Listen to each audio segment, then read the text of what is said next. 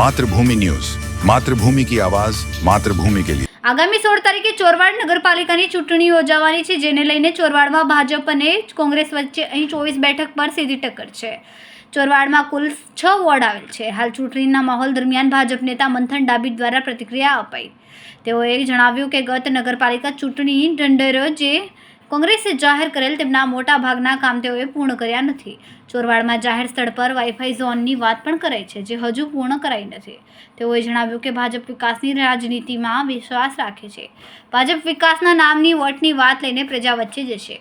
ગત નગરપાલિકા ચૂંટણીમાં કોંગ્રેસને 17 બેઠક મળેલ છે, જ્યારે ભાજપને 7 બેઠક મળેલ છે।